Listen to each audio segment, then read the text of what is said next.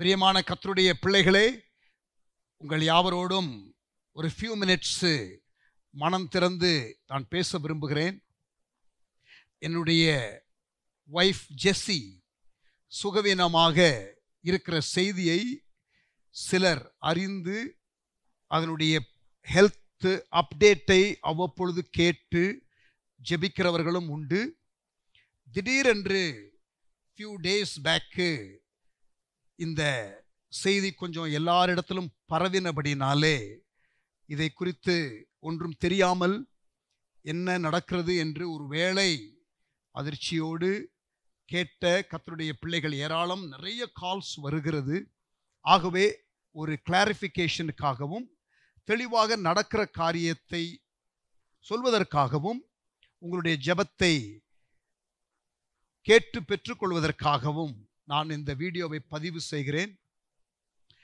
ஒரு 2 ஆண்டுகளாக Jessy has been battling with cancer. புற்றுநோயினால கடந்த 2 ஆண்டுகளாக என்னுடைய ஒய்ஃபு இந்த லாக்டவுன் பீரியடில் ஆக்சுவலாக ரொம்பவும் கஷ்டப்பட்டாங்க. அண்டு வி டிஸ்கவர்ட் தட் முதல்ல பிளாடரில் கேன்சர் என்று சொன்னார்கள். கீமோதெரப்பி 6 ரவுண்டு எடுத்தோம். அந்த 6 ரவுண்டு கீமோதெரப்பியில் ஆண்டவருடைய கிருபையினால அது அந்த நோய் அறிகுறி அகற்றப்பட்டது. Medically clinically she is cancer free என்று டாக்டர்கள் சொன்னார்கள்.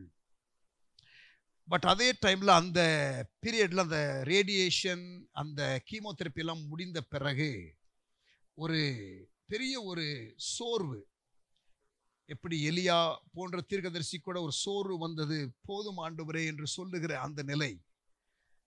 ஒருவேளை அந்த காரியத்தை அப்படி சொல்லாவிட்டாலும் பட் கம்ப்ளீட்டாக ஒரு போஸ்ட் ட்ராமா டிப்ரெஷன் என்று சொல்வார்கள், அப்படிப்பட்ட ஒரு இமோஷனல் ஒரு பெரிய ஒரு வேதனைக்குள்ள கடந்து போனார்கள். கீமோதெரப்பி மட்டுமல்ல, அந்த ரேடியேஷன் மட்டுமல்ல, அதை விட மிகவும் கஷ்டப்பட்டது அந்த கீமோ அண்ட் ரேடியேஷன் முடிச்சதுக்கு அப்புறம் ஒரு 2 months she plunged into a deep depression. அந்த காரியத்திலிருந்தும் கர்த்தர் வெளியிலே கொண்டு வந்தார். It was a very difficult period. அப்புறம் டெஸ்ட் பண்ணும் பொழுது கிளினிக்கலி ஃப்ரீ ஃப்ரம் கேன்சர் என்று டாக்டர்கள் சொல்லிவிட்டார்கள்.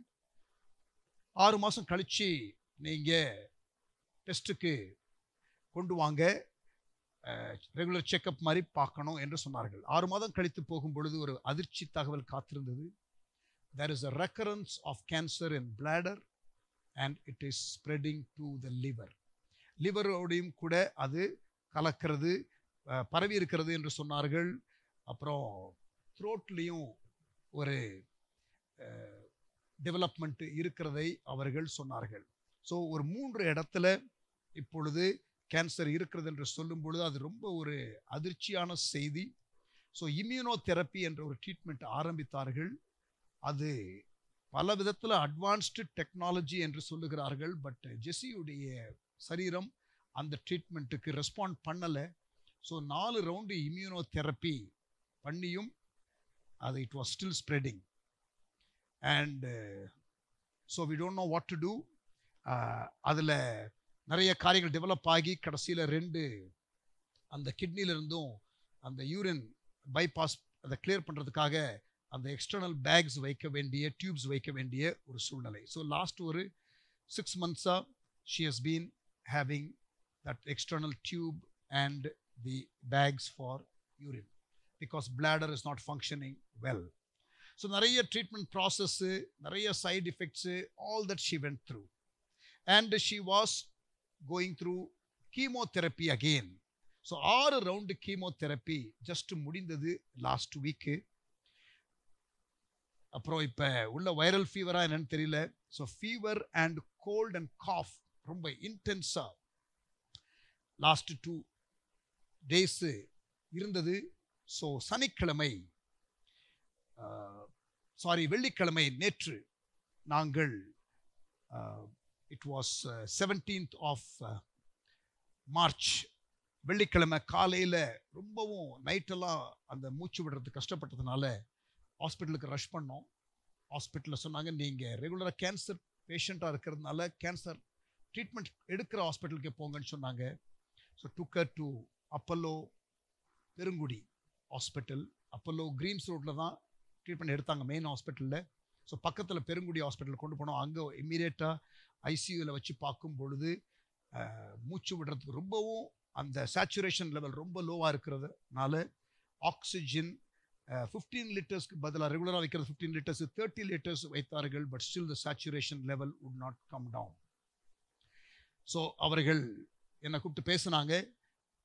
இமீடியட்டாக நீங்கள் கிரீம்ஸ் ரோட் ஹாஸ்பிட்டலுக்கு கூப்பிட்டு போங்க, ஆம்புலன்ஸில் கொண்டு போகிறோம். இது 30 லிட்டர் வச்சும் உங்களுக்கு சேச்சுரேஷன் லெவல் சஸ்டெயின் ஆக மாட்டேங்குது. தேர்ஃபோர் இதுலேயும் ரெஸ்பாண்ட் பண்ணலைன்னா இன்ட்யூபேஷன் என்று சொல்வார்கள். தொண்டை வழியாக ஒரு டியூபு அல்லது இங்கே ஒரு துவாரம் போட்டு ஒரு டியூப் உள்ள இன்சர்ட் பண்ணுகிற காரியம். நான் சொன்னேன் டூ த பெஸ்ட் டாக்டர் என்று நான் சொன்னேன். பட் இங்கே வசதி குறைவு, நீங்கள் கிரீம்ஸ் ரோட்டுக்கு ரஷ் பண்ணிடுங்க. இப்போ நீங்கள் டிரான்ஸ்போர்ட் பண்ணுறது கூட ஒரு டிஃபிகல்ட் தான் இந்த மாதிரி ஸ்டேஜில். பட் அங்கே பெட்டர் ஃபெசிலிட்டி இருக்குது என்று சொல்லி அந்த ஆக்சிஜனோட அவர்கள் கிரீம்ஸ் ரோட் ஹாஸ்பிட்டலுக்கு நேற்றைய தினத்தில் அனுப்பினார்கள். அங்கே எமர்ஜென்சியில் நைட்டு 1 மணி வரைக்கும் வைத்திருந்தார்கள். அதற்கு பிறகு ஓரளவுக்கு ஸ்டேபிளாக இருந்துச்சு. அந்த இன்டியூபேஷன் தேவையில்லை, ஆக்சிஜன் அந்த காரியங்களே போதுமாக இருந்தது. ஸோ இரவு ஐசியூவில் செமி ஐசியூ என்று சொல்வார்கள் அல்லது ஸ்டெப் டவுன் ஐசியூ என்று சொல்வார்கள், அங்கே வைத்திருக்கிறார்கள். Right now on this Saturday 18th of March உங்களோடு கூட நான் பேசிக்கொண்டிருக்கிற இந்த வேளையில் ஷீ ஸ்டில் இன் ஐசியூ. நான் ஏன் இதை சொல்லுகிறேன் என்றால் ஜெபத்திற்காக நாங்கள் எப்பொழுதுமே இதை மறைக்காமல் சொல்லுகிறது உண்டு. பட் தனியாக இதை ஒரு பதிவாக நான் போடுகிறதற்கு காரணம், நேற்றைய தினத்தில் நிறைய பேர் என்னை நேசிக்கிறதான ஊழியர்கள் அவர்களுடைய ஜெபக்குழுவில் ஜெபிக்கிறதற்காக அந்த தகவல்களை, உதாரணமாக பாஸ்டர் மோகன் அவர்கள் NLG திருச்சபையில், ஜிபிஎஸ் ராபின்சன் அண்ணன் அவருடைய ஜெபக்குழுக்களில், பிரதர் மோகன் சி லாசரஸ் அவர்களுடைய ப்ரேயர் குரூப்ஸில் இதை சொல்லியிருக்கிறார்கள். அவர்கள் ஜெபிக்கிறதற்காக அனுப்பப்பட்ட தகவல் நிறைய பேருக்கு வெளியிலேயும் அனுப்பப்பட்டபடினால் நிறைய பேர் எங்களை கால் பண்ண ஆரம்பித்தார்கள். எக்ஸாக்ட் சிச்சுவேஷன் என்ன என்பதை தெரிந்து கொள்ள ஜெபிக்கிற நேசிக்கிற அன்புள்ள கர்த்தருடைய பிள்ளைகள் நீங்கள் தெரிந்து கொள்ள வேண்டும் என்பதற்காக கிளியராக உங்களுக்கு ப்ரெசென்ட் பண்ணுறேன். இந்த எல்லா காரியத்திலும் எனக்கோ என்னுடைய ஒய்ஃபுக்கோ என்னுடைய பிள்ளைகளுக்கோ ஒரு சமாதானம் உண்டு. நாங்கள் டிஃபிகல்ட்டான பாத் வழியாக கடந்து போகிறோம், health challenge. But God has been good, God has been providing, God has been encouraging.